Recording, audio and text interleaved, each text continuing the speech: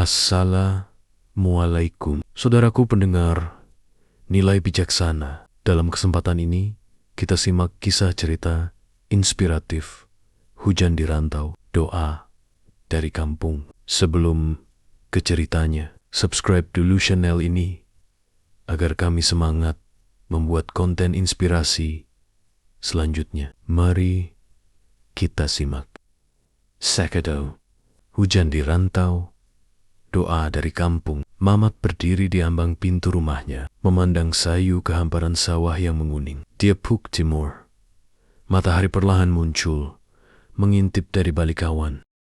Hari itu adalah hari yang paling dinantinya, tetapi juga hari yang paling berat baginya. Ia akan meninggalkan kampung halamannya untuk pertama kali dalam hidupnya. Mamat, sudah siap semua? Suara lembut ibunya terdengar dari balik punggungnya. Mamat mengangguk pelan, walau hatinya penuh keraguan. Di punggungnya tergantung ransel tua, berisi pakaian secukupnya dan sedikit bekal. Di saku celananya terselip amplop kecil, berisi uang hasil tabungan bertahun-tahun orang tuanya. Hanya cukup untuk bekal di perantauan, kata bapaknya semalam. Ia menoleh, menatap wajah ibunya yang keriput dan lelah, namun masih penuh kasih. Di sampingnya, bapaknya yang berdiri dengan tatapan tegar. Meskipun Mamat tahu hatinya tak kalah berat melepaskan anak lelaki satu-satunya itu. Kamu hati-hati di sana,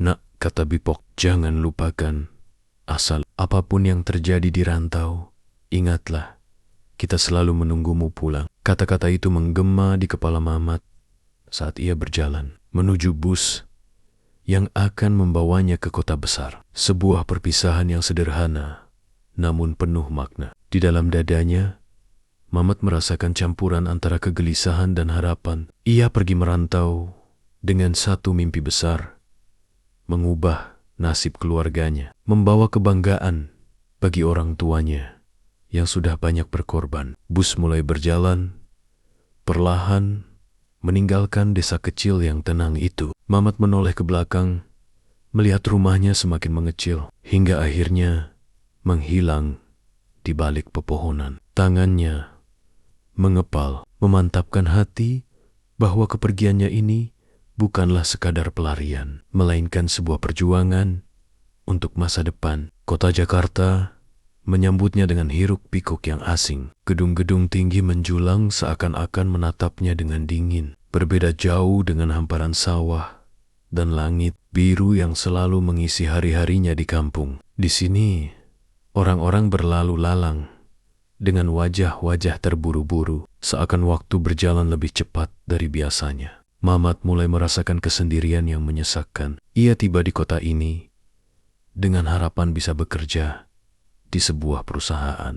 Tetapi kenyataannya tidak semudah yang ia bayangkan. Lowongan pekerjaan sulit didapat, apalagi untuk seseorang dengan latar belakang pendidikan yang minim sepertinya. Hari demi hari ia habiskan berkeliling dari satu perusahaan ke perusahaan lain. Namun jawabannya selalu sama. Maaf, kami butuh yang lebih berpengalaman. Mamat tinggal di sebuah kamar kos kecil di pinggiran kota, jauh dari kenyamanan rumahnya. Kamar itu gelap dan pengap. Hanya ada sebuah kasur tipis di pojok ruangan dan kipas angin tua yang sudah sering kali mogok bekerja. Setiap malam, ia termenung di bawah sinar lampu yang redup, memikirkan masa depannya yang semakin kabur. Di tengah kesendiriannya, Mamat seringkali teringat akan kampung halaman. Ia rindu suara gemericik sungai, bau tanah basah setelah hujan, dan tentu saja senyum lembut ibunya. Namun ia tak ingin pulang dengan tangan kosong. Rantau adalah pilihannya, dan ia harus bertahan. Suatu hari, hujan turun deras di Jakarta. Mamat baru saja keluar dari sebuah wawancara kerja yang lagi-lagi berakhir dengan kekecewaan. Ia berdiri di bawah sebuah jembatan penyeberangan, memandangi air yang mengalir di jalanan, deras membawa lumpur dan sampah. Hatinya seolah tenggelam bersama air itu, hanyut dalam kekecewaan dan kelelahan. Semua usahanya seakan sia-sia. Hujan yang turun semakin deras, menambah dingin yang menusuk hingga ke tulang. Tiba-tiba, ponselnya bergetar. Sebuah pesan masuk dari ibunya. Pesan sederhana yang selalu ia terima setiap malam. "Jangan lupa makan, nak.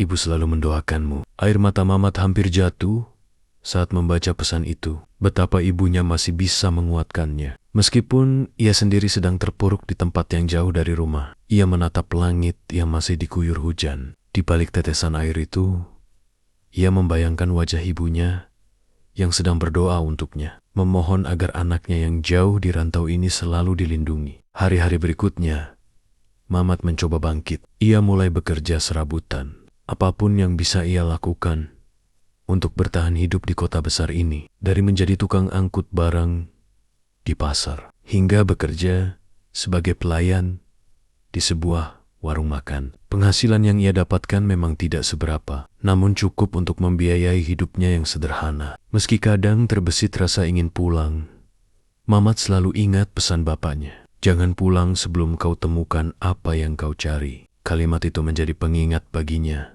untuk tetap teguh.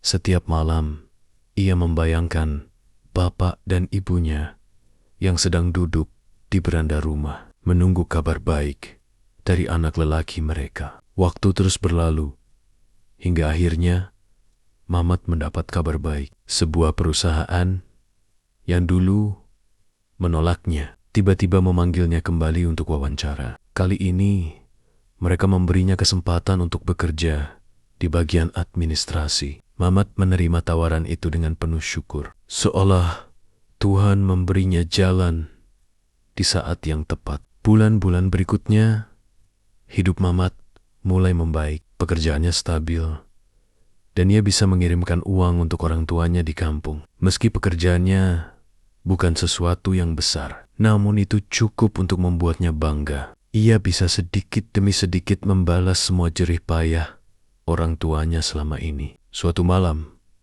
setelah menerima gaji pertamanya, Mamat menelepon ibunya. "Bu, gaji pertama Mamat sudah sampai. Ibu beli apa saja yang ibu mau ya?" kata Mamat dengan suara sedikit bergetar. Di seberang sana, ibunya terdiam sejenak. Lalu terdengar suara isak tangis yang tertahan. "Ibu tidak butuh apa-apa, Nak. Yang ibu butuh hanya tahu kalau kau baik-baik saja di sana. Jangan sampai kau lupa makan dan jaga kesehatanmu." Mamat tersenyum, meski hatinya penuh haru. Ia tahu, meski sejauh apapun ia melangkah, cinta orang tuanya akan selalu menyertai. Di balik hujan yang mengguyur keras di tanah rantau, di balik kesepian yang menyelimuti hidupnya, selalu ada doa yang tak pernah putus dari kampung halaman. Doa yang menjadi jembatan tak kasat mata antara dirinya dan keluarga yang menunggu kepulangannya. Mamat belajar bahwa perjuangan di rantau bukan hanya tentang mencari nafkah atau menggapai mimpi, tapi juga tentang menemukan kembali makna dari setiap langkah yang diambil. Kadang kita harus pergi jauh untuk menyadari betapa berharganya rumah dan orang-orang yang kita tinggalkan di belakang. Dan ketika hujan turun, Mamat selalu ingat satu hal. Di balik setiap tetes air yang jatuh, ada doa yang selalu menyertainya.